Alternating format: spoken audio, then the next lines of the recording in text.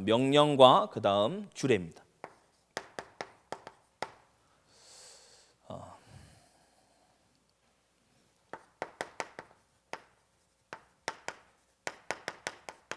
생활 세팅이죠.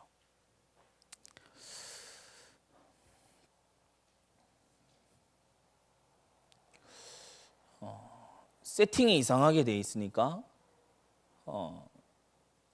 응답의 문 앞에서 돌아가 버립니다. 가데스 바네아. 세팅이 이상하게 돼 있어요. 지금 시내산에서 하나님의 십계명과 그 제사 규례 받아서 내려오는 모세는 그 지금 상태인데 아래에서는 금송아지 만들고 있죠. 세팅이 달라서 그래요. 어려울 때, 위기가 올 때, 답답할 때, 모를 때 자기 세팅으로 딱 돌아가거든요. 그래서 우리 자녀들이 1강에서 말씀드린 이 근본 세팅, 어려우면 내가 하나님 더 사랑해야 되겠다. 문제가 또 왔어요. 그러면 그 사인을 빨리 읽고 내가 어떤 부분을 순종을 해보게 해야 되겠다. 왜냐, 역사 주관자 하나님이시니까. 그런 세팅으로요, 딱 바꿀 수 있는 이를테면 삶의 세팅입니다.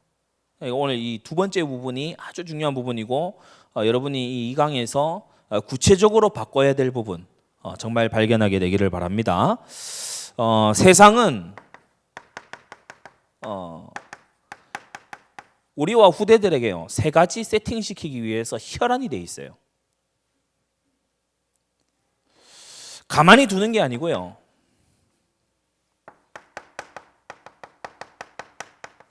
지배 사고를 바꾸려고 합니다. 특히나 성장기 때, 초중고등학교 이런 시절에 멘토나 친구와의 만남을 통해서 더 강력한 세팅은 뭡니까? 아주 이 책과의 만남을 통해서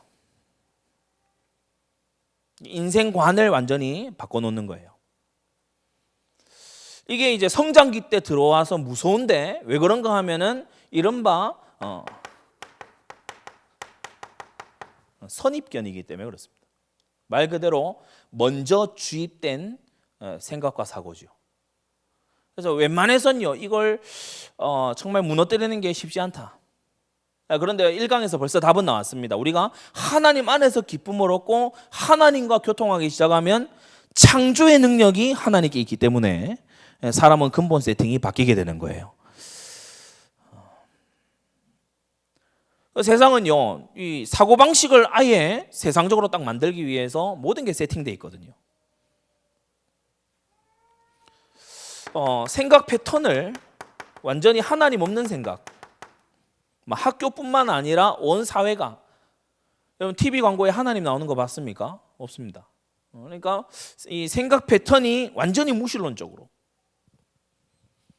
불신을 심지어 세뇌하고 이런 정도로 지금 세상은 이렇게 실제로 우리 자녀들에게 하고 있는 겁니다. 그러면서 교회, 기독교, 복음 이런 것에 대해서는 굉장히 비웃도록 그렇게 세팅이 되고 있는 거예요. 함께 중요한 것이 지배 감정입니다. 사람은 자주 느낀 감정에 가서 머물러요. 그래서 이 감정적인 세팅이 또한 중요한데, 어떤 감사한 일이 있단 말이에요. 예를 들어서 뭐 이 물을 누가 저한테 물 드세요 이렇게 줬어요. 그러면 평소에 감사가 익숙한 사람은 감사합니다 이러고 감사할 일이잖아요. 누가 이렇게 마실 물을 또 삼다수 이렇게 줬으니까 얼마나 감사한 일입니까? 삼다수 직원들이 삼다수 삥땅 친다 그러대. 그래서 굉장히 신뢰가 가요. 예전에 누가 그랬다 했잖아요. 어떤 중국집 가니까 막 이렇게 뭐 짜장면 만들면서 춘장을 그 요리사가 찍어 먹더라. 그러니까 옆에 있던 사람이 그 중국집 진짜 신뢰가 가네. 그랬다 하잖아요. 좋은 물이에요. 주면은 감사합니다 이렇게 하는 사람이 있고, 또 어떤 사람은 목마른데 왜 이제 갖고 왔냐? 이거는 짜증이 세팅돼 있어서 그래요. 이런 사람은 뭘 해줘도 짜증입니다. 뭐 잘해줘도 짜증, 못해줘도 짜증, 건너가도 짜증, 챙겨줘도 짜증. 왜냐? 그렇게 세팅돼 있어요. 감정이. 집의 감정이 짜증과 원망과 불평이에요. 비판이고 막 이래요. 그러면 이제 이 기뻐할 일에 기뻐하지 않고 감사할 일에 감사하지 않죠. 감사할 응답을 받았어도 막 꼭 그 얘기합니다. 좀 더 일찍 주지. 왜 이때 줘가지고? 뭐 그러니까 이 집의 감정이 그런 거예요. 자기가 느낄 수 있는 감정의 그 범위가 딱 그 자리예요. 세팅돼 있다니까요.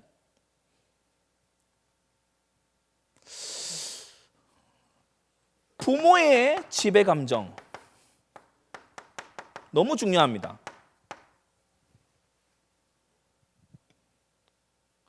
부모가 어떤 감정의 영역이 많은가? 그게 굉장히 중요해요. 교회 생활을 이렇게 해보면은 이 아이가 뛰어나요. 뭐 그다지 뭐 전체하고 어울리기도 어울리고 이런데 항상 보면은 어딘가 우울해요. 어딘가 막 이렇게 처져 있어요. 궁금해가지고 보면은 집에 이 부모님의 세팅이 뭐냐면 항상 이 흠을 잡아내고 그리고 아이를 막 면박을 주고 그러니까 이 아이가 어려서부터 그런 감정 세팅 속에서 자라난 거예요. 감사할 일에 감사 못하죠. 나한테 왜 그럴까 막 이렇게 오히려 의구심을 가지죠. 부모님이 어디에 가장 큰 기쁨을 느낍니까? 오늘 이거 너무 중요합니다.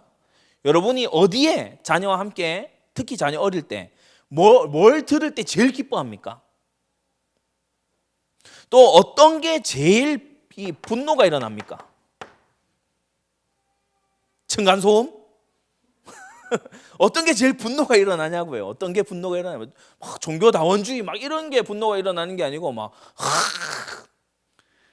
따시물 안 나온다. 그러면요 자녀도 따뜻한 물 안 나오는 게 이게 굉장히 큰 일이구나 이거. 이게 거의 사람 죽일 일이구나. 그런 이제 감정이 세팅이 돼요. 그러니까 가르치지 않았는데 전달되는 거 이게 무서운 거거든요. 뭐가 제일 슬픕니까?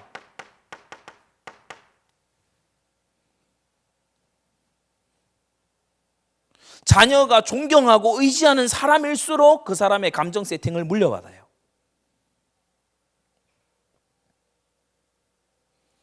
존 오웬은 신자 안에 내재하는 죄를 다루면서 이 감정의 영역을 굉장히 많이 언급했어요. 사람이 올바른 하나님과의 관계 이해 속에서는 죄를 잘 짓지 않습니다. 그런데 감정에 둘러빠지면은 순식간에 저런 미끄러져요. 이걸 이제 존 오웬은 세 가지로 얘기했는데 죄는 감정을 강압한다. 막 감정한테 강요하는 거예요. 너 이 감정을 느껴야 돼. 야, 너 지금 불만을 토할 때야. 너 지금 막 이렇게 너 성질 부릴 때야 지금. 너 지금 막 이렇게 대항할 때야 지금. 이렇게 죄는 감정에다가 강압을 해요. 그러면서 또 뭐 합니까? 자꾸 속여요. 존 오웬이 이 신자 안에 내재하는 죄에서 세 가지 죄가 이런 식으로 감정을 공략에 들어온다 얘기한 겁니다. 두 번째는 속여요. 뭐냐? 야, 너 응당 그렇게 하게 돼 있는 거 아니냐? 야, 너 그럴 만한 상황이잖아. 하와에게 뭐라고 했죠? 야, 너 하나님이 이거 못 먹도록 하다니 너 이거 참 부당한 거 아니겠냐? 당연한 할 수 있는 생각 아니야? 할 수 있는 말 아니야? 가질 수 있는 마음 아니야? 야, 기분이 안 좋잖아 말이야. 응? 그렇게 이 속이는 거예요. 그러면서 뭐 하냐? 결국 이런 죄된 감정이 습관이 되도록 만들어요. 죄된 감정. 죄된 감정은 죄를 기뻐합니다. 하나님의 인도는 분노합니다. 그리고 하나님의 뜻이 아니라 자신의 처지를 슬퍼합니다. 그게 습관이 되도록 세팅한다. 집의 사고와 집의 감정이 나도 모르는 사이에 하고 있는 행동, 집의 습관을 만들죠. 아주 무의식적으로 합니다. 아무것도 안 왔는데 핸드폰 열어서 뒤적거려요. 무의식적이에요. 무의식적으로 그렇게 하는 거예요.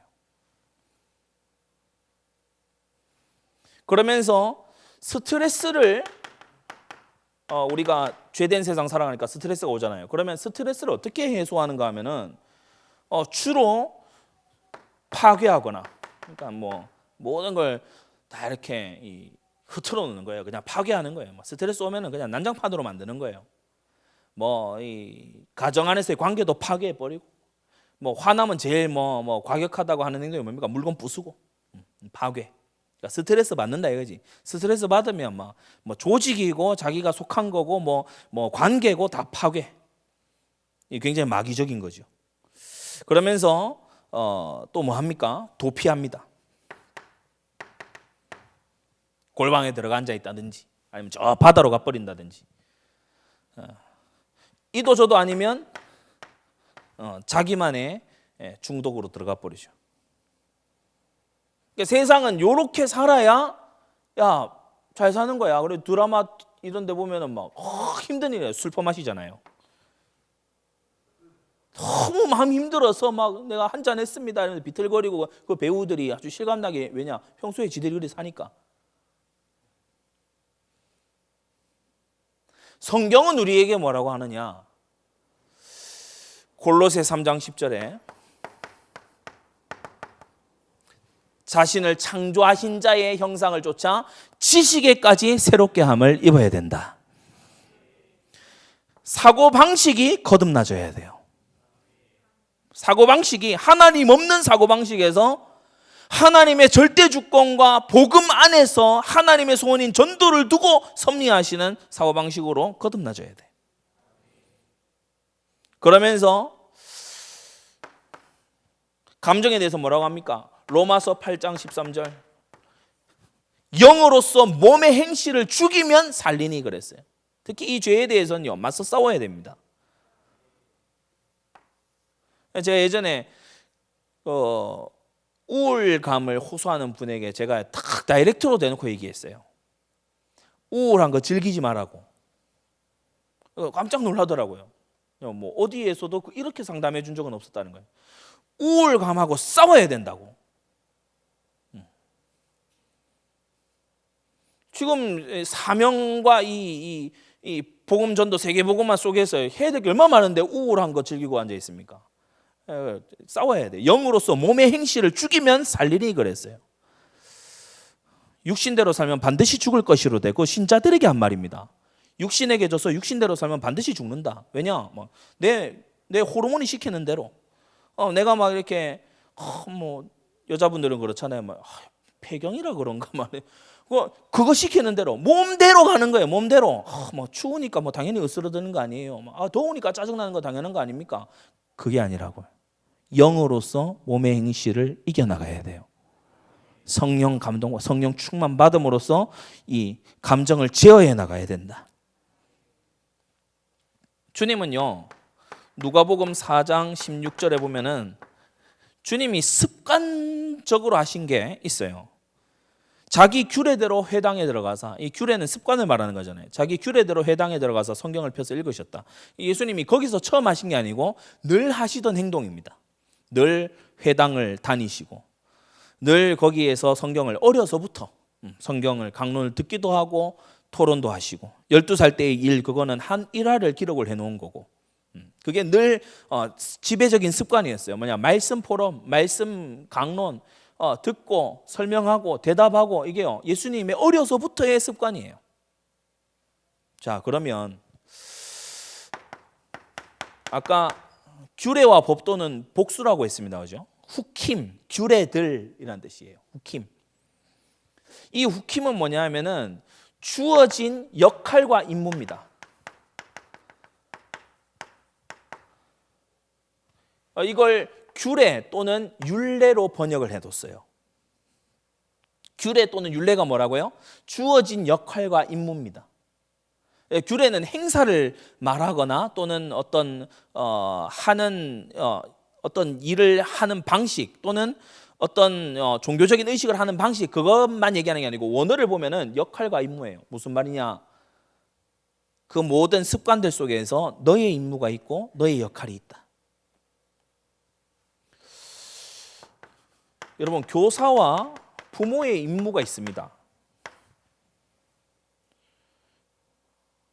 제가 부모가 이렇게 되는데 부모 자격증을 안 주더라고요.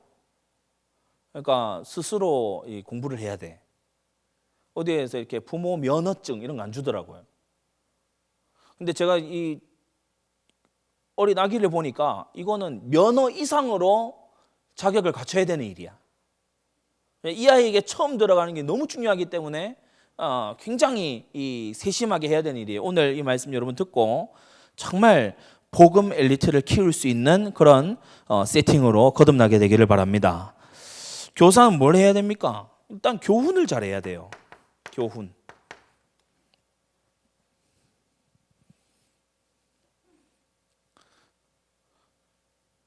구미에 와가지고 이렇게 있는데 아마 우리 이영하 권사님 지금 와 있습니까? 어디 계신가? 온라인으로 듣고 계십니까? 놀이터 시소에서 일도가 시소 하면서 가자 그래도 안 간다는 거예요. 하겠다는 거예요. 저도 어릴 때 그랬거든요. 안 간다는 거예요. 제가 가가지고 조용히 가가지고 빨리 와 막 이렇게 한 게 아니고 조용히 가서 귀에다 대고 얘기했어요. 지금 아빠가 가서 해야 될 게 많이 있는데 일도가 같이 가줬으면 좋겠어. 같이 가줄 수 있어? 이렇게 얘기했어요. 그러니까 하고 내려오더라고요. 그걸 옆에서 이영하 권사님이 봤어요. 말을 하니까 알아듣는다고 막 아마 평소에 말해도 안 알아듣는 아이들 많이 보셨나 봐요. 저는 그렇게 합니다. 차분하게. 막 어떻게 해 그게 아니고 인격적인 존재잖아요. 교훈해서 안 들을 때 그 다음 책망이고 그 다음 체벌인 거지. 교훈해서 들을 수 있으면 교훈으로 하는 게 제일 좋죠. 우리 신앙생활도 마찬가지 아닙니까? 말씀 듣고 바로 고치는 게 좋지. 꼭 징계를 건너고 막 태산을 넘고 험곡에 가서 이제 거기서 막 바꾸고 이렇게 하지 말아야 되거든요. 맞으면 아멘 하세요. 주의 말씀을 들을 때에 착하고 좋은 마음으로 들어서 결실을 해야지. 맞습니까? 그래서 교사, 부모는 교훈을 잘해야 된다. 어떻게 교훈하냐? 순전한 마음으로 들을 수 있게끔 교훈을 잘해야 돼요. 이따가도 얘기하겠습니다만은 교훈에다가 자기 의견 섞지 마세요. 그러니까 하나님 말씀의 권위를 이상하게 하는 거 아닙니까? 하나님 말씀을 명확하게 배워서 그대로 딱 교훈을 해야지. 부모가 하나님 말씀에 대해서 막 헤매니까 자녀가 볼 때 우스운 거라. 뭐 자녀도 그런 마음 가지면 안 되지만은 볼 때 별로 신뢰가 안 가는 거야. 교훈에 신뢰가 그러면요 교훈이 안 먹혀 들어갑니다. 우리 어머니들 잘 들으세요. 너 이거 지금 손에 가지고 가면 안 돼 라고 한번 얘기했어요. 그러면 그 말을 본인부터 지키세요. 그 말을 본인부터 지켜야 돼요. 안 돼, 안 돼, 안 돼 이러다가 계속 뗐으니까 주면은 이 아이는 뗐으면 주는구나 이렇게 교육이 딱 됩니다. 그러니까 아예 처음에 그걸 안 하는 게 나았어요. 이런 식이 굉장히 많거든요. 그러니까 우리가 성경에 하나님이 어떻게 하시는가를 가만히 보면은 하나님은 한 번 내리신 교훈, 한 번 주신 말씀은 끝까지 지키세요. 여러분 하나님을 닮아서 교육하시기 바랍니다. 이건 안 돼. 이거는 못 할 거야. 근데 애가 막 떼쓰고 달라 그래. 아유, 떼쓰고 다니까 주자. 그게 이제 애를 무분별하게 만들어 가요. 이거 쌓이고 저거 쌓이고 쌓이면 이제 바운더리가 없고 제한이 없고 양우리가 없는 양처럼 돼 버려요. 교훈을 잘할 수 있어야 된다. 그리고 가장 강력한 가르침이 모범입니다.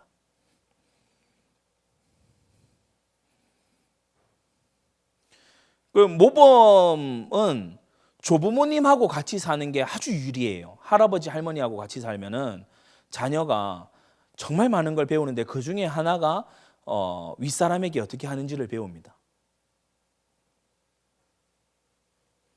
그래서 오늘 이 우리가 신명기 6장에도 보면은 나오잖아요. 2절에 너와 내 아들과 내 손자로 3대가 나오죠. 그래서 아버지가 할아버지에게 순종하는 걸 보면서 아들이 아버지에게 순종하는 걸 배우는 거예요. 모범입니다. 그리고 이 부모하고 교사는 교훈하고 모범만 딱 하는 게 아니고 상담을 해줄 수 있어야 돼요. 뭐 얘기했다 그러면 윽박지르고 그런 얘기 하지 말라 그러고 이러면 자녀가 솔직한 얘기를 못 합니다.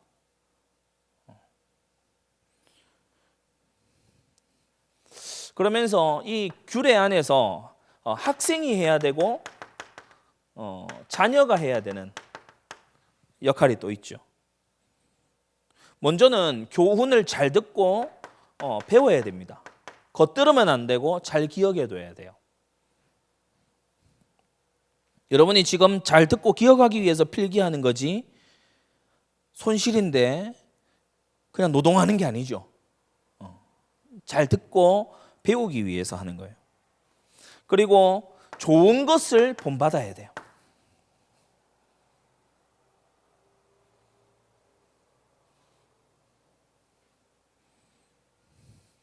그러면서 자녀는 질문에 답을 할 수 있어야 돼요. 문답.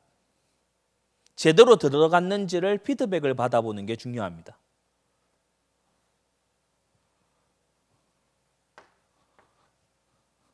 그래서 오늘 부모 교사 세미나를 마치고 나면은 피드백을 다 내도록 하세요.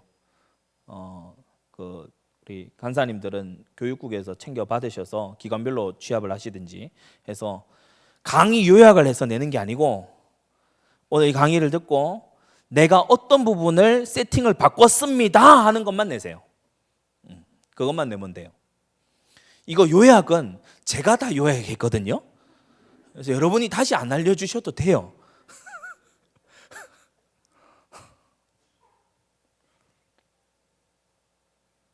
학생도 마찬가지예요. 자녀도 마찬가지입니다. 종교개혁 시기, 청교도 시기에 왜 그렇게 신실한 사람들이 많이 나왔냐? 문답 교육을 했어요. 문답 교육. 그냥 우리 웨스트민스터 소요리 문답 그걸 교회에서 전체 교육가 끝난 게 아니고 아니면 기관에서 교회 기관에서 그냥 교육한 게 아니고 가정에서 아버지가 특히 어머니 아버지 중에서 특히 아버지가 문답 교육을 했어요. 질문을 누가 하게요? 아버지가 하지. 아버지가 질문해요. 자녀가 대답해요. 그러면 그 대답한 것의 의미에 대해서 쭉 설명을 해줘요. 소요리 문답을 그런 식으로, 하이델베르그 요리 문답을 그런 식으로, 또 좀 성인이 되면 대요리 문답을 그런 식으로. 중요한 얘기 할게요. 대부분의 경우에 질문이 틀려 먹었어요. 질문이 틀려 먹었어. 하나님이 이거 나한테 왜 안 주지? 아담과 하와의 질문. 이것만 왜 금하셨지? 질문 자체가 잘못됐어요. 이 세상은요, 자꾸 이상한 질문하게 만듭니다. 세상에 온갖 잡동사니 책들 이상한 질문들 하고 있어요. 이상한 질문들. 노력 안 하고 돈을 어떻게 벌 수 있을까? 이런 질문하고 있어요. 만인이 평등한 사회 어떻게 만들 수 있을까? 질문 자체가 글러먹었어요. 질문 자체가. 인간은 하얀 백지처럼 태어나는데 그러면 어떻게 잠재력을 개발해 줄 수 있을까? 질문 자체가 죄를 모르는 질문이에요. 그래서 좋은 질문이 좋은 대답을 만듭니다. 문답 교육. 웨스트민스터 소요리 1문답 딱 표현은 뭐죠? 사람의 제일 되는 목적은 무엇입니까? 생각하는 거예요. 나는 뭐 때문에 있지? 나는 무슨 목적으로 살아야 되지? 그러니까 그게 깔고 있는 그 안에 지배 사고로 딱 돼 있는 게 뭡니까? 나는 나의 목적이 아니구나. 나는 나를 위해 사는 존재가 아니구나. 그러니까 질문 자체가요. 달라요. 그러면서 부모와 자녀가 또 함께 살아가는 생활 속에서 각각의 역할과 임무가 있습니다. 생활 속에 여러 가지 모든 사람이 하는 행동이 있죠. 5가지만 꼽아보면은 먼저는 수면입니다. 다들 잠자잖아요. 수면에 들어갈 때, 또 수면에서 일어나서 뭐 기도한다 이런 분들도 있지만은 밤 사이에 가라지 뿌려놓은 걸로 인해 가지고 막 불평불만이 막 오늘도 하루가 막 괴로운 하루가 시작됐다 막 이런 걸로 이제 시작해 버리는 사람들도 많이 있거든요. 씻을 때, 제가 목욕이라고 할까 하다가 세수, 씻을 때 양치하고 세수하고 그렇게 할 때 그 역할이 있어요. 그리고 식사할 때 아무 말 없이 밥만 막 가족들이 모인 의미가 전혀 없어. 밥만 막 먹는 거예요. 그리고 먼저 먹은 사람 나가고 막. 그러니까 이게 함께가 전혀 아니야. 식사 때에 뭐 얘기하는 게 완전히 뭐 육적인 얘기만 딱 해. 간단히 얘기하고 마음속에 있는 얘기들, 뭐 진행되고 있는 얘기들, 자신의 사명이 어떻게 되고 있는지 이런 얘기들 전혀 안 해. 뭐 물어보고 얘기하면 왜 간섭하냐, 막 불편하다, 막 그러니까 애시당초 그런 세팅 속에서 진지한 신앙 성장이 나오지 못하죠. 그리고 길을 갈 때, 오늘 본문에도 길에 대해서 나옵니다만, 그리고 사람을 만났을 때, 여러분이 길을 갈 때 버스 타거나 뭐 어디를 행하거나 운전해서 가거나 그렇게 할 때 뭐 합니까? 무슨 생각합니까? 사람을 만났어도 그 만남 가운데 하나님과 함께가 되어줘야 되거든요. 자, 그러면 규례인데 오늘 신명기 6장에서 너무나 중요하게 우리에게 주는 교훈이 바로 가정 규례입니다. 다 같이 한번 따라합시다. 신앙은 크게요. 신앙은 가정에서 자란다. 신앙은 가정에서 자라요.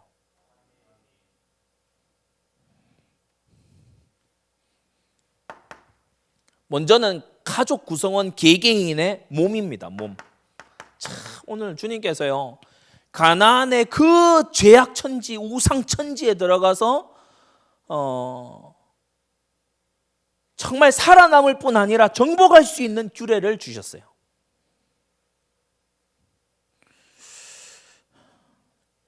(6장 8절) 너는 또 그것을 네 손목에 매어 기호를 삼고 미간에 붙여 표를 삼아라. 손목이 뭡니까? 손 바로 앞에 있는 거죠. 그러니까 손으로 뭔가 짚고 행동하기 직전에. 미간은 뭡니까? 눈 사이에 있잖아요. 관점.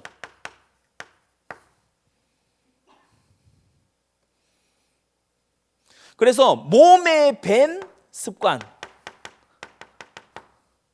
이게 중요해요. 몸에 밴 습관. 저도 어느샌가 뭐 어떤 게 있으면요 검색부터 해봐요. 약간 몸에 밴 습관 같아.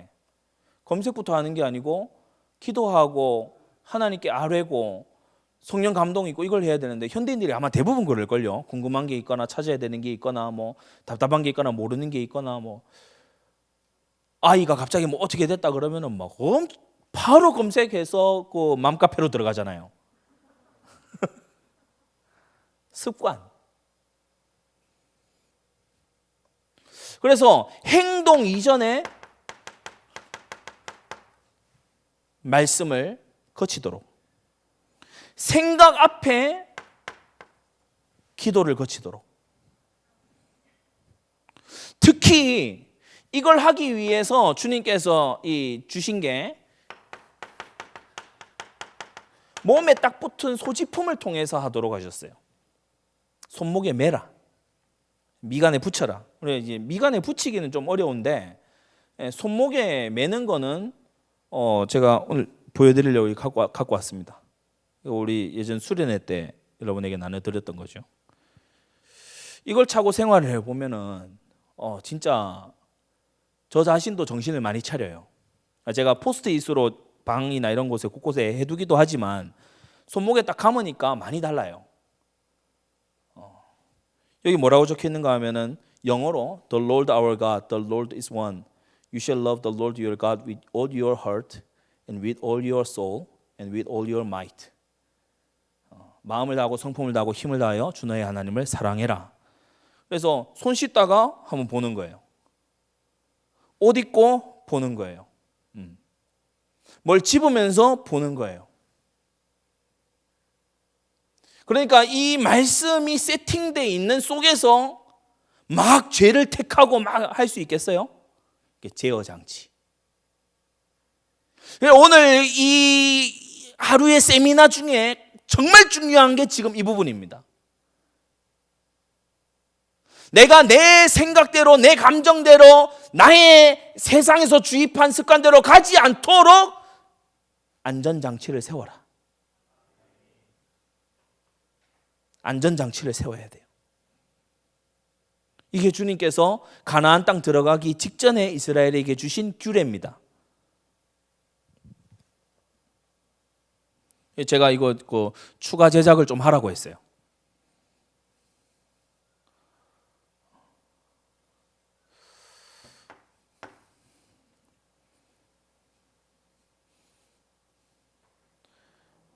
우리가 정말 우리 자신을 약간 과대평가하거든요. 불신앙 가진 사람들이 대부분 자기 자신을 과대평가합니다. 영원히 살 것처럼 생각하고, 다 안다 생각하고, 내가 한 게 옳다고 생각하고, 대부분 그렇습니다. 근데 말씀에 제어 장치가 있어야 돼요. 말씀에 안전 장치가 있어야 돼. 여러분이 자주 있는 그 공간에, 두 번째 지금 이제 집입니다만은, 자주 있는 공간에, 항상 있는 그 공간에요, 나를 정신 차리게 할 수 있는 말씀을 세팅해라. 나를 제정신 들게 만드는 말씀을 세팅해라. 이거 안 하면요, 어느 날 이상한 감정 속에 놓여야 돼 있습니다. 주님이 해도 되고 안 해도 되는 거 말씀으로 주시는 거 아니거든요. 지금 이 말씀은 얼마나 중요하냐면 아들 건너 손자 건너 대대로 이렇게 해라. 그러면 가나안의 타락 현장을 이길 수 있다. 말씀을 제일 가까이에 둬라. 나의 손으로 짚는 거 앞에 말씀이 있도록, 나의 사고의 한중간에 하나님 감동이 있도록. 여러분 정말 개혁되게 되기를 바랍니다. 왕에게도 뭐라고 하셨죠? 신명기 17장 19절에 보면은 등사한 율법서를 늘 머리맡에 두고 평생에 읽고 여호와 경외하기를 배우라고 했어요. 그러니까 이 세팅입니다.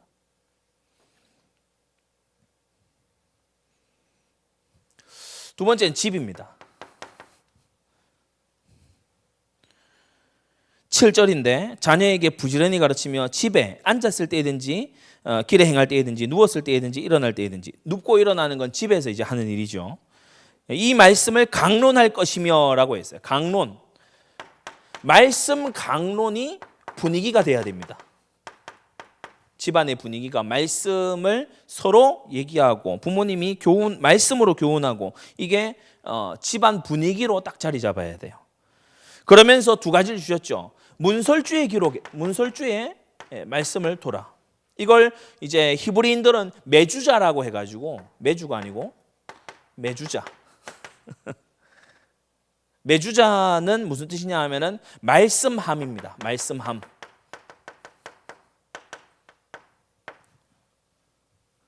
그러니까 문 옆에 이렇게 문설주가 있잖아요. 그러니까 옆에 문 뭐라고 합니까? 그게 있잖아요. 열고 닫을 때 옆면이 있잖아요.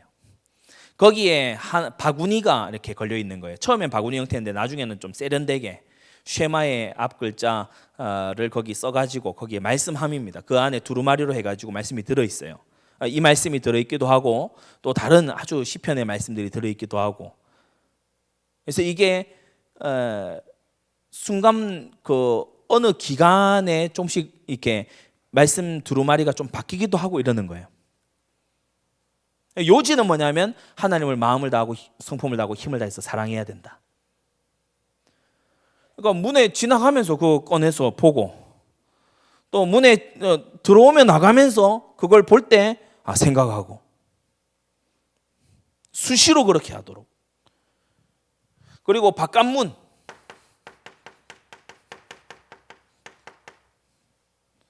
세상에서 막 이렇게요, 뭐 오염된 속에서 살다가 집에 들어올 때, 나갈 때 말씀 붙잡고 나가도록. 그래서 말씀 포럼이 일상인 거예요. 말씀 묵상이 일상인 거예요. 생활이 돼 있는 거죠. 여러분이 한 여러 장소들이 있겠습니다만은 우리 학생들 책상이라든지 책상 앞면과 뭐 바닥 이런 곳에, 그리고 우리 주부분들은 냉장고에, 또 화장실 거울도 양치하면서 멍하게 있는 게 아니고 양치하면서 화장실 거울에, 또 현관에, 가능하면은 벽면에 이 곳곳에. 근데 너무 막 일관적으로 쫙 막 이렇게 뭐 프린트해 가지고 쫙 하는 것보다 저는 기록해서 붙여두는 걸 추천합니다. 프린트해 가지고 하지 말고요. 정성 들여서 좀 써가지고, 그렇다고 막 서예 작품을 골라 이런 얘기는 아니고요. 딱 써가지고 말씀을 세팅하는 거예요.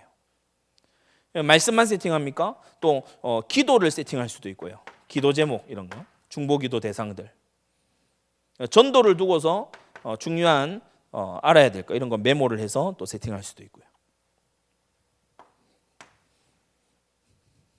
이게 제대로 되어지면요, 사람이 순간순간마다 제정신 차려요. 우리 자녀들이 만약에 순간순간마다 하나님 말씀으로 돌아온다 생각해 보세요. 그럼 세상이 집어삼킬 수가 없습니다. 여러분 정말 회복하게 되시기를 바랍니다. 오늘 말씀에서 주님께서 중요한 이 비결을 알려주시는 거예요. 말씀을 가까이 둬라. 여기 보잖아요. 여기다 글씨 나오게 하니까 잘 그렇더라고요. 여기다가 뭔가 이렇게 잡을 때, 줄 때, 또 뭘 하다가도 공연히 한 번씩 습관 틈틈이 그래 말이야 묵상하고, 또 제정신 차리고, 길을 행할 때 이동 시간입니다. 틈 시간이죠. 그러니까 7절에 주님께서요 24를 말씀하시는 거예요. 집에 있을 때도요, 길을 행할 때도. 제가 우리 그 리폼도에 있을 때 우리 인도에서 온 그 존 락신 목사님이라고 있었는데, 그때는 전도사님이었죠. 이분이 그 자기 자동차 거기 보면은 크락션 울리는 데 있잖아요. 거기에 그 뭐 하나 붙여놨어요. 자세히는 읽어보지 못했지만은 또 밸리 오브 비전, 그 뭡니까, 그 묵상의 골짜기, 그 기도 문 중에 하나인 것 같아요. 신호 대기 시간에 그거 봅니다. 그분은. 그 나름 자기의 세팅이에요. 그러면서 늘 어떤 그 기도를 하면서 자기가 다니도록 그렇게 세팅되어 있는 걸 또 봤습니다. 그러니까 정말 내가 말씀에 매여 있어야 된다, 나 하나님 은혜 아니면 안 된다, 이런 간절함이 있으면 막 터져 나오게 되겠죠. 헤라에서 하는 게 아니고 진짜 하나님 말씀에 내가 매여 있고 싶다 그러면 손목이고 뭐 미간이고 뭐 어디든지 해서 정말 말씀 무장을 하겠죠. 그야말로 무장. 길을 행할 때에 특히 말씀을 듣는 거, 듣기. 그리고 이제 듣기도 하지만 묵상도 하는 겁니다. 그리고 함께 가는 사람이 있으면 포럼을 하는 거죠. 사실 엠마오 도상의 두 제자잖아요. 길에서 하셨거든요. 이게 이제 가정에 주신 규례입니다. 가나안 땅, 우상 숭배와 타락과 말도 못할 패역함이 넘쳐나는 땅에 너희가 들어가게 될 건데, 이렇게 하면은 너희와 너희 자손들을 지킬 수 있다. 두 번째는 이스라엘 국가교회의 규례죠. 세 가지인데 후킴, 여러 규례들이 있습니다. 첫 번째는 제사 규례입니다. 예배죠.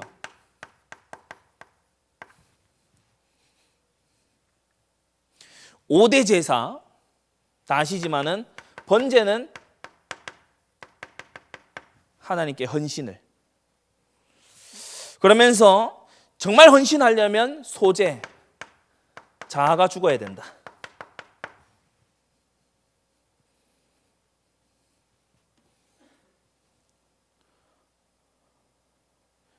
사람이 알아주고 막 사람이 나를 인정 안 해주니까 막 서운하고 이렇다 그러면 그거 하나님께 한 게 아니에요. 하나님께 한 사람은 그런 시험 들지를 않습니다. 그냥 하나님께 헌신할 수 있는 것 자체가 복이다 이렇게 생각하기 때문에. 그리고 하나님과 주의 종과 주의 백성과의 모든 관계를 회복하는 화목제. 그러면서 뭡니까? 피 바르고 유월절 지나왔지만 계속 회개하는 삶, 속죄제.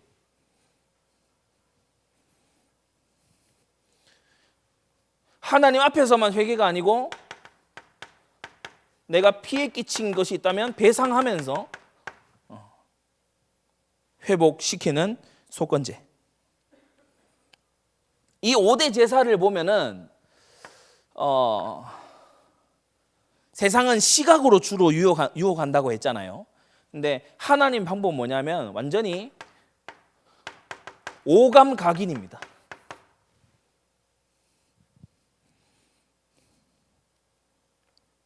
시각으로 어떻습니까?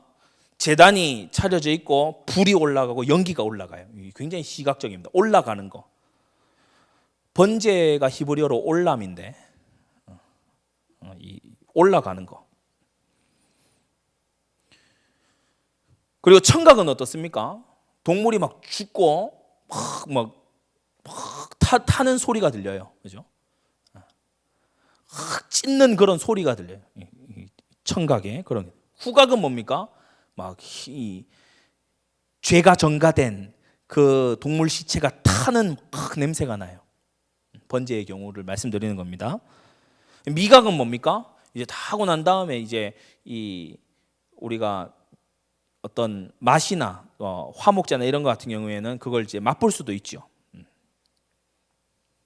그리고 촉각은 뭡니까? 이제 마치고 나와가지고 그걸 들고 가든지 아니면은 제사자가 직접 그 제물을 잡을 때에 이제 잡고 해야 되니까 이 살아 움직이는 촉각인 거예요. 오감각인으로 뭘 하느냐? 하나님께 나아가려면 이렇게 죄 없이 죄 버리고 자아를 내려놓고 하나님께 나아가야 된다. 이걸 오감으로 각인을 시키는 거예요. 이게 하나님이 주신 제사 규례입니다. 여기서 우리는 뭘 깨달아야 되죠? 모든 감각과 모든 지식을 총동원해서 하나님 경외를 가르쳐라. 하나님 경외하기를 가르쳐야 돼요.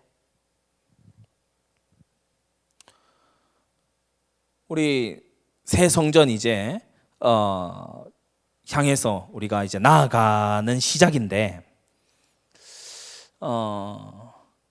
의견을 막 취합하고 그리고 뭐가 필요해요? 이게 필요해요. 막 저렇게 해주세요. 그건 사실 필요가 없습니다. 왜냐하면 편의시설을 만드는 게 아니거든요. 정확히 성막을 이은 성전의 모델을 쫓아서 그리고 거기를 바라보게 될 우리 후대들이 이 오감각인이 될 거기 때문에. 그래서 다윗의 아들 솔로몬이 지은 그 성전은 다윗에게 있어서 평생 헌신의 걸작품이기도 하지만 또 다른 한편으로는 하나님이 신적인 영감으로 다윗에게 보이신 식양이거든요. 그래서 여러분이 아마 이게 딱 보시는 순간 솔로몬 성전하고 굉장히 비슷하다 그런 느끼셨을 겁니다. 내부도 그래요. 그래서 우리가 이런 것을 통해서 시각 또 거기를 다니면서 어떤 공감각적인 이런 걸 통해서 자녀에게 진실하고 무망하신 그리고 정말 경외해야 될 우리가 우러러 봐야 될 그런 하나님을 다 교육하는 거죠. 그 건축도 교육의 도구입니다. 오감 각인을 시키는 것이다. 자, 그리고 정결 규례. 이건 분별력을 말하는 겁니다. 정한 것과 부정한 것을 분별할 줄 알아야 돼요. 특히 5가지에 있어서 제사를 통해 죄가 처리된 사람, 회개하고 하나님 앞에 이 흠없는 제사를 드린 사람이 있는가 하면은 아직 부정한 사람이 있어요. 하나님이 제사를 받지 않으시는 가인 같은 그런 사람도 분명히 있죠. 사람을 분별할 줄 알아야 돼요. 우리 자녀들이 자라면서 아무 사람이나 덥석덥석 믿고 아무 사람이나 막 친하고 그러다 큰일 납니다. 사람을 분별할 줄 알아야 돼요. 이 사람이 하나님이 관리하시는 사람인가? 이 사람이 정말 함께해도 되는 사람인가? 이걸 어려서부터 교육을 시켜줘야 돼요. 사람 보는 눈. 그리고 음식이죠. 정한 음식과 부정한 음식. 먹을 수 있는 동물과 먹지 못할 동물. 정결규례입니다. 음식에 있어서 여러분이 막 그 인스턴트 그리고 막 이 당을 엄청나게 순간 막 폭발시키는 이런 걸 계속 먹여놓고 야 처분하기 집중이 안 돼. 이거 앞뒤가 안 맞는 말이에요. 애가 집중이 안 돼요. 피자 먹고 콜라 때려 넣었는데 애가 집중이 되겠습니까? 맛있긴 하지만은 집중이 안 됩니다. 흥분이 돼가지고 제가 미국 가서 그 친구들 보니까 제가 이제 두 문화권을 좀 비교를 해보자면 미국 친구들 대학생들 특히 보면은 치킨을 그렇게 자주 먹어요. 미국 주식이 뭐냐 물으신다면 저는 단연코 치킨이라고 얘기할 거예요. 치킨을 엄청 먹어요. 특히 윙 엄청 먹어요. 모든 모임 자리에 윙이 있어요. 그렇게 날아가고 싶은가 봐요. 근데 그거 먹고요. 그건 제가 느끼기 그렇습니다. 그거 먹고 얼마나 삐약삐약 되는지 몰라요. 사람들이 막 제잘제잘되고 여기서 얘기하고 저기서 얘기하고 막 무슨 뭐 닭소리처럼 있잖아요. 막 계속 얘기해요. 막 한 자리에 앉아서 먹지도 않아요. 막 플레이트 들고 다니면서 얘기하면서 먹어요. 우리는 어떻습니까? 한국인들 밥이 주식이잖아요. 다 모판에 박혀서 일어날 줄을 몰라요. 쌀가마니처럼 이렇게 이렇게 뭐 들어 누워 있고 이러잖아요.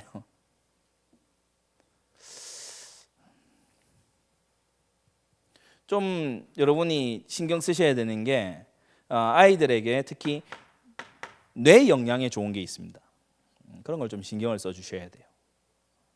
다른 기관도 중요합니다만은 뇌 영양에 좀 좋은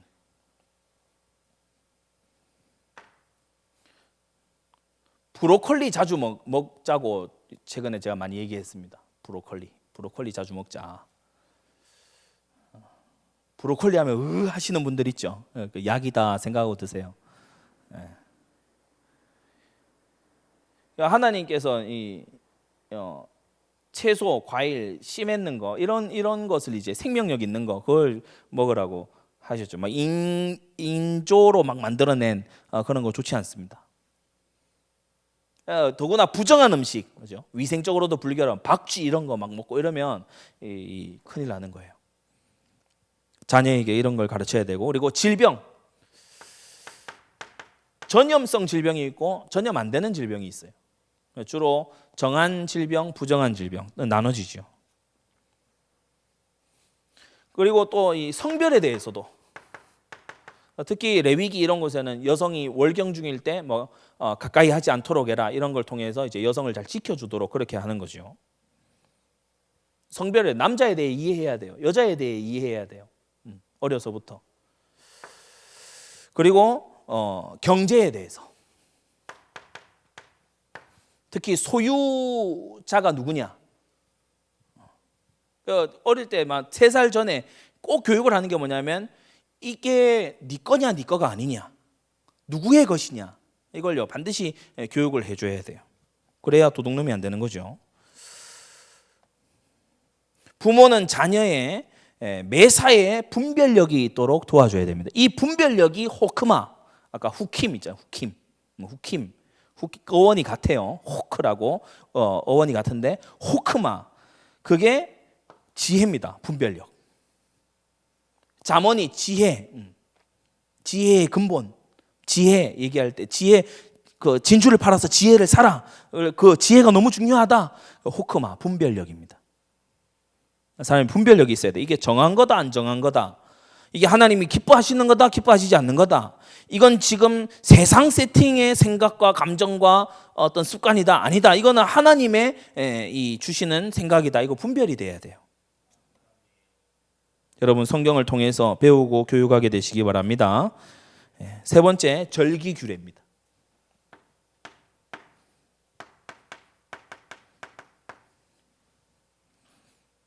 안식일과 7대 절기지요.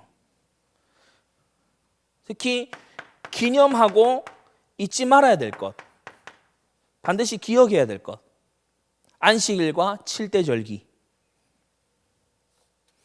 안식일이 뭐죠? 사바트, 멈춤입니다. 멈춰야 돼요. 왜냐? 세상이 미친 듯이 우리를 막 몰아붙이거든. 야, 돈 벌어. 너 지금 너 앉아 있을 때가 아니야. 너 지금 돈이 없어서 네가 지금 그런 거야. 돈 벌어. 정신 차려. 너 돈 벌어. 밀어붙여. 그러니까 토요일까지 혹 그렇게 살았더라도 주일날 딱 멈추는 거예요. 제정신 차리는 거예요. 멈춤. 야, 너 1등 해야지. 막 한단 말이에요. 자녀들. 근데 멈추는 거예요. 게임에 막 미쳐가지고 멈추는 거예요. 주일날 멈춰서 내가 지금 지난주 너무 허황되게 산 것 같은데 고치는 거예요. 그게 안식일입니다. 하루 좀 찍고 지나가는 게 아니고 멈추는 것이다. 멈추는 거. 모든 죄된 걸 멈추고 모든 사사로운 걸 멈추고 하나님께 완전히 집중하는 날, 멈춤의 날, 그게 안식일입니다. 6월절은 뭐죠? 구원의 피언약. 6월절 직후의 7일간 뭡니까? 무교절. 구원받은 자는 하나님의 거룩을 닮아가라. 그리고 초실절, 신약의 부활절이죠. 장래의 소망.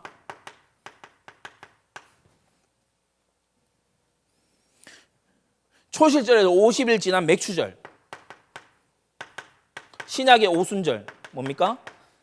바로 하나님 인도받으면서 구약의 십계명, 신약의 성령 강림, 하나님께 인도받으면서 살아라. 그리고 나팔절, 이스라엘력으로 7월 1일 신년입니다. 나팔절 뭡니까? 사명으로 뭐든지 시작해라. 나팔은 전쟁할 때 부는 거잖아요. 사명감을 가지고 영적 전쟁을 하면서 시작해야 된다. 그리고 대속죄일, 반드시 잊지 말고 회개해라. 그리고 마지막 초막절입니다. 영원한 세계를 생각해라. 그래서 이게 이스라엘의 연간 스케줄이에요. 하나님은 이 규례 주신 겁니다. 완전 승리할 수 있는 하나님과의 관계 회복하는 제사 규례. 그러면서 사람 사이에서 하나님 뜻대로 살아갈 수 있는 정결 규례. 함께 하면서 진짜 나라를 새롭게 할 수 있는 절기 규례를 주신 거예요. 여러분, 이거 정말 우리가요 마음에 담고 의미를 알고 자녀에게 일일이 교육해야 될 내용입니다. 그 중에서 이게 굉장히 중요했죠. 자, 큰 세 번째, 생활 세팅을 바꿔야 돼요.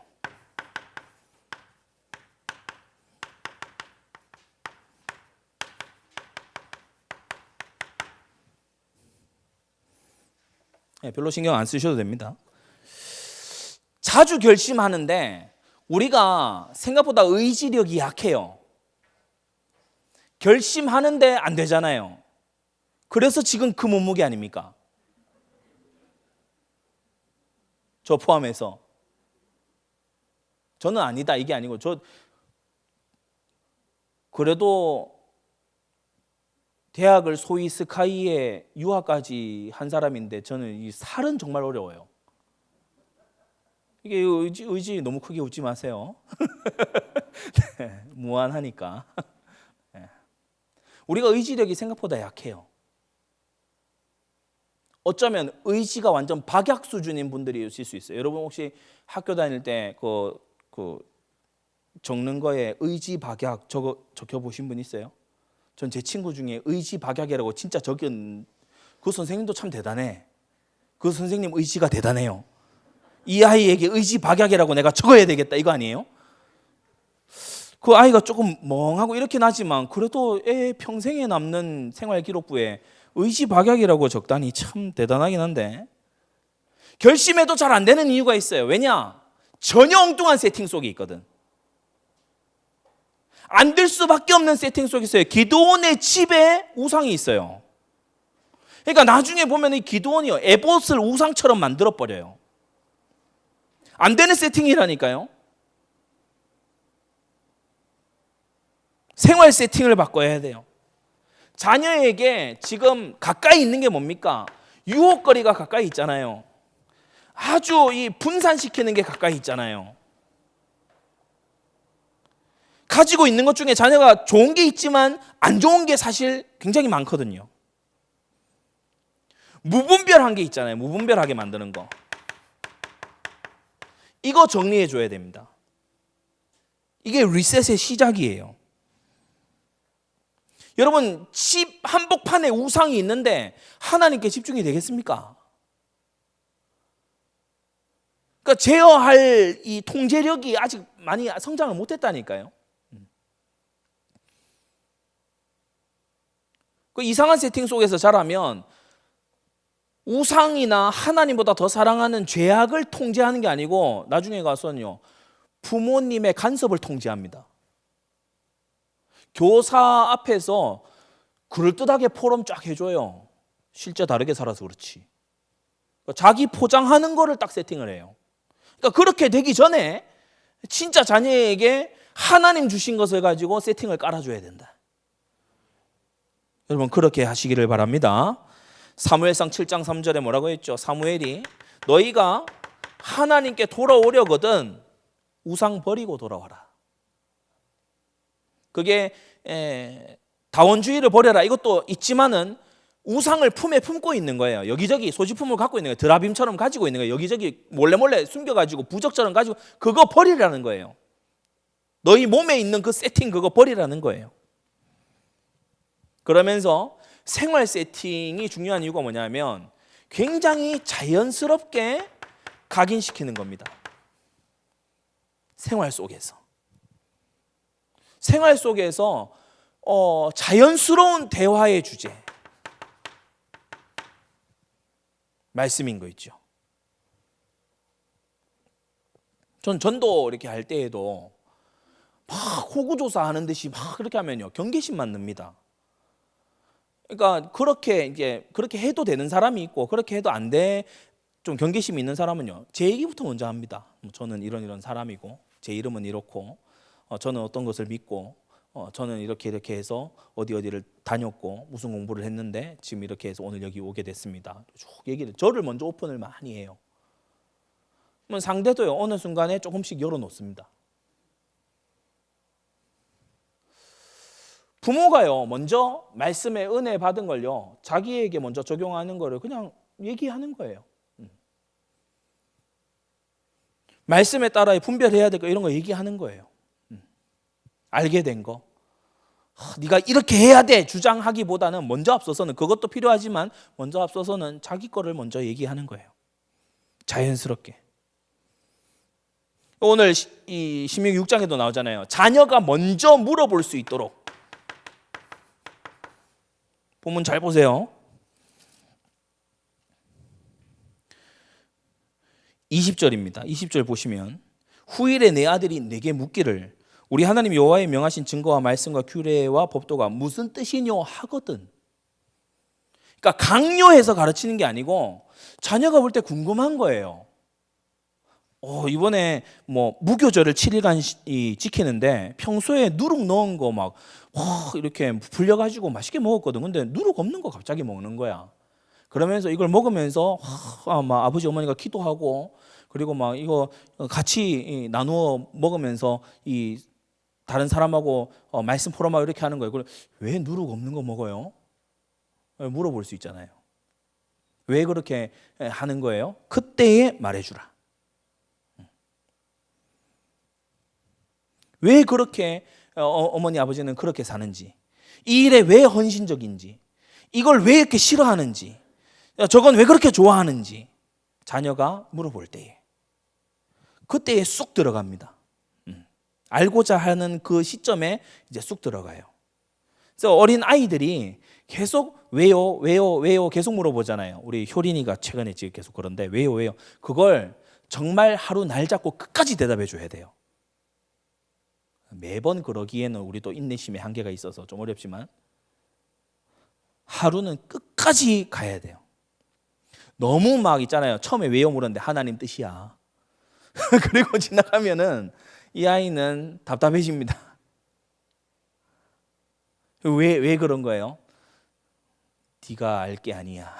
그러면요, 애가 굉장히 답답함을 느끼죠. 그래서 기념하는 것의 의미, 이런 것들을 이제 알려주는 거예요. 부모에게 있어서 가장 우선순위가 뭐냐? 자녀는 모르는 듯이 압니다. 학생들도 알아요. 교사에게 최우선순위가 뭐다, 이거를 모르는 듯이 압니다. 사람은 본능적으로 알게 돼 있어요. 왜냐하면 눈빛이 달라지거든요. 얘기할 때 톤도 달라지고요. 말하는 속도도 달라집니다. 자기가 참 좋아하는 것에 대해서는 달라져요. 자연스럽게 각인시키는 것, 특히 아까 얘기한 대로 모범, 그죠? 모범. 할아버지 할머니하고 같이 이제 3대가 지내는 가정이 이래서 좋은 겁니다. 그냥 하는 걸 보고 그냥 자연스럽게 배우는 거예요. 가정의 분위기가 어떠냐, 그냥 다 같이 상에 앉아가지고 말씀 포럼하는 그게 이제 이 습관이에요.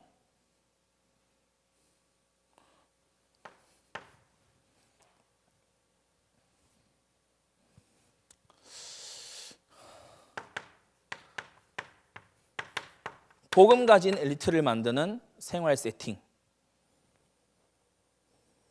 세 가지인데, 첫째로는 우리가 밥상머리 교육이라 그러죠. 식사 시의 대화가 굉장히 중요합니다. 식사는 물리적인 영양분을 내 안에 집어넣는 시간이잖아요, 그죠? 집어넣는 시간입니다. 집어넣고 들어가는 시간이에요. 여러분이 자녀가 화장실에서 볼일 볼 때 옆에서 얘기해 보세요. 잘 들어가나? 그때는 나가는 시간이에요. 식사는 들어가는 시간이죠. 들어가는 시간. 그때에 중요한 것이 계속 들어갑니다. 그래서 밥 차려서 대화 없이 밥만 먹이는 건 사육이에요. 밥을 먹이면서 영의 양식을 같이 먹이고 교훈을 먹이고 경계해야 될 것을 먹이고 지혜를 먹이고, 그게 양육입니다. 여러분, 양육자 되지 사육자가 되지 마시기 바랍니다. 식사 때의 대화를 아주 잘해야 돼요. 이 유태인들의 특징이 저거죠. 항상 공동 식사. 그래서 서로 대화를 하도록. 대화 주제는 주로 이제 앞서 얘기한 문답 교육, 그죠? 문답 교육. 제 38문답이 뭐였지? 우리 삼형제들도 한 번씩 그렇게 할 때가 있습니다. 38문답, 82문답 그게 뭐였지? 거기서 이 단어를 왜 썼을까? 이런 거 서로 그냥 얘기합니다. 굉장히 자연스럽게 얘기합니다. 그리고 주제에 대한 얘기, 지금 코로나에 대한 얘기, 백신에 대한 얘기, 이런 거 집안에서 얼마든지 할 수 있잖아요. 그리고 인물에 대한 얘기. 다윗이 최근에 우리 강단 말씀에서 다윗이 참 이 한편으로 좀 뻔뻔하게 나한테 왜 이러세요? 이렇게 하는 거 보면 이 사람은 웃긴 사람인 것 같다. 이런 얘기들. 그러면서 깨달은 거, 내가 독서한 거, 이런 걸 가지고 근황, 이런 걸 가지고서요 막 얘기하는 거예요. 식사 자리에서. 거기서 사실 교육의 거의 8할 이상이 식사 자리에서 밥이 들어가면서 지혜가 들어가고 교훈이 들어가고 가문의 전통이 들어가고 좋은 것도 들어가지만 혹 나쁜 것도 혹 들어갈 수 있고, 거기에서 모든 교육이 벌어지는 겁니다. 중요한 사실, 막힘없이 설명할 수 있어야 비로소 자신의 것입니다. 자녀가 계속 듣기만 해서 자녀 것이 되는 게 아니에요. 자녀가 말을 해야 돼요. 자기 언어로 다시 설명할 수 있어야 돼요. 그래서 이 문답 교육이 기가 막힌 겁니다. 자녀가 자기의 말로 얘기할 수 있어야 돼요. 그러면서 두 번째는 하는 분들도 있고 또 못하는 분들도 계시지만 가정 예배 혹은 가정 기도회 엄청 길게 하고 이럴 필요는 없습니다. 모여서 같이 기도한다는 사실이 중요하고 그리고 어떤 사안이 있을 때는 가족이 꼭 모여서 같이 기도하는 거. 우리 집은 다 믿는 가정은 혹 아닌데 그러면 홀로 기도할 수 있잖아요. 가족을 위해서. 그러면서 제가 앞서 말씀드린 이 내용들이 그 네덜란드 개혁교회의 자녀 양육 그 책에 다 나오는 얘기입니다. 자녀가 암송할 수 있도록. 그리고 견학을 하되 아버지 어머니의 일터를 좀 견학하고, 왜냐 아버지 어머니를 이해해야 되니까 알 수 있도록. 그러면서 추가로 좀 제안을 드리면은 좀 자녀들이 여럿일 경우에는 구분해서 하는 게 필요합니다. 특히 맏이에게 여러분이 좀 구별된 교훈을 줄 필요가 있어요. 그게 나름의 질서거든요. 그래서 맏이가 다른 어떤 밑에 동생들을 이끌고 부모님께 순종하도록 독려할 수 있도록 동력자로 만드는 거죠. 동력자. 맏이는 동력자예요. 동력자로 만드는 거예요. 결론입니다.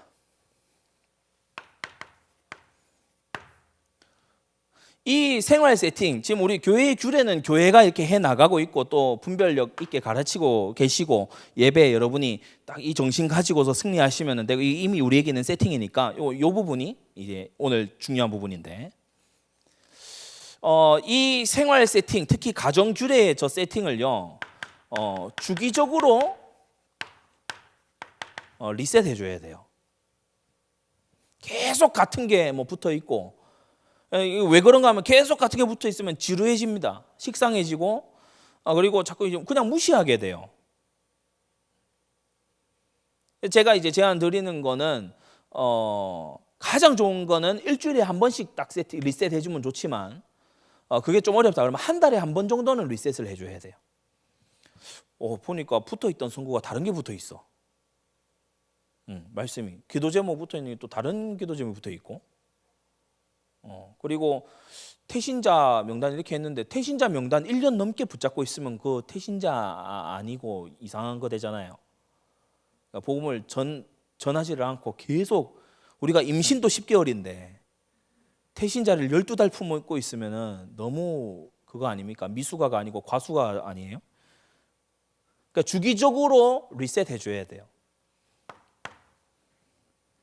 그리고 모든 이 세팅의 부분에서 충분히 설명해 줘야 됩니다. 설명 없이 어느 날 보니까요 자녀 컴퓨터가 어디 뭐 중고나라에 가 있는 거예요.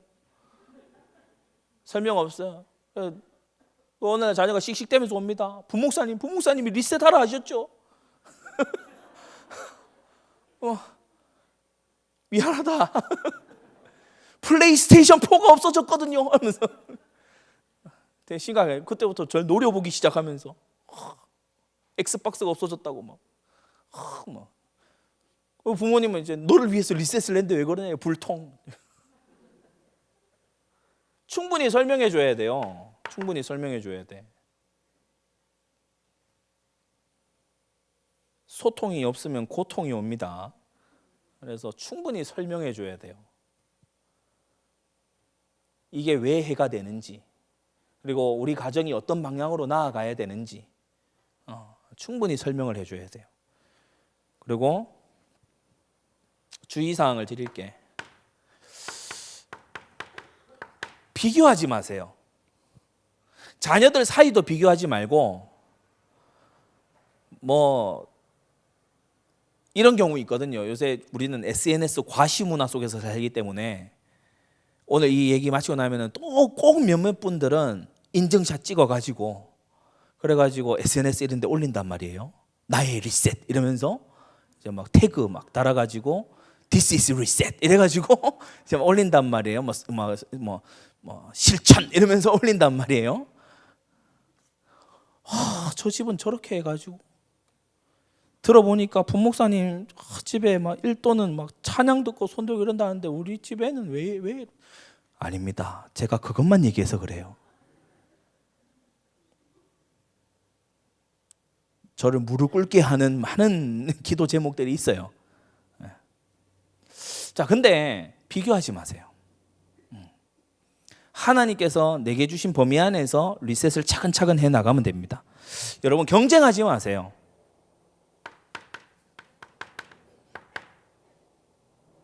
제일 무식한 게 경쟁입니다. 우리가 언제까지 그 말씀을 계속 듣고도 안 하고 그래야 되겠어요? 코스모스하고 장미는 경쟁하는 대상이 아니에요. 각자의 사명이 달라요. 비교하지 마세요. 경쟁하지 말고. 그러니까 하나님께서 주신 나의 길 찾으면 되는 겁니다. 그리고 여러분이요, 첫 술에 배부를 수 없다고 조급하지 마세요. 내가 막 집을 완전히 막 리모델링을 내가 하겠다. 아닙니다. 일단 눈앞에 포스트잇 하나 붙이고 시작하세요. 조급하지 말자. 이렇게 하나 적어놓고 시작하세요. 조급하지 마세요. 도리어 기도하세요.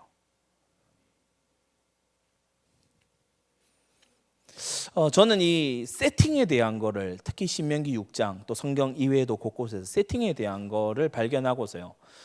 저 스스로가 굉장히 많은 답을 얻었습니다. 세팅에 대한 거. 여러분의 핸드폰에 그 세피아 모드로 해서 블루라이트 줄이는 그 노랗게 보이는 그걸로 세팅하면은 눈이 훨씬 편합니다. 그죠? 굉장히 작은 세팅의 변화인데 그렇죠? 조그마한 세팅을 바꿨는데 많은 게 달라져요. 어떤 성구 하나가 내 앞에 붙어 있고 어떤 문구 하나가 내 앞에 붙어 있고 어떤 강단 말씀 하나가 내 앞에 붙어 있고 내게 뭔가 딱 핸드폰에 뜨는 뭔가가 따로 있고 이렇게 하는 그 자체 하나 아주 작은 건데 그게요 기도를 시키고 응답을 만들고 역사를 바꿔요. 주님께서요 이 말씀 주신 겁니다. 미지의 가나안 땅 우상천지 아니에요. 거기 들어가서 너희가 번성하는 속에서도 하나님이 지키시는 그런 민족이 되려면 오늘 말한 이 규례를 반드시 지키도록 해라. 하나님 말씀에 지혜가 있음을 믿습니다. 우리 이 시간 다 같이 한번 기도합시다. 우리 가정에서 들으시는 분들도 다 같이 한번 기도했으면 좋겠어요. 말씀은 우리의 영적인 것도 지도하지만 우리의 육적인 것 또 일상생활도 이와 같이 지도함을 우리가 볼 수 있습니다. 하나님 나의 세팅, 나의 자녀의 세팅이 개혁되게 해 주옵소서. 고쳐지게 해 주옵소서. 정말 세상으로 끌려가는 그런 무방비 상태가 아니라 제어 장치가 있게 해 주옵소서. 우리 시간 다 같이 한번 기도하겠습니다.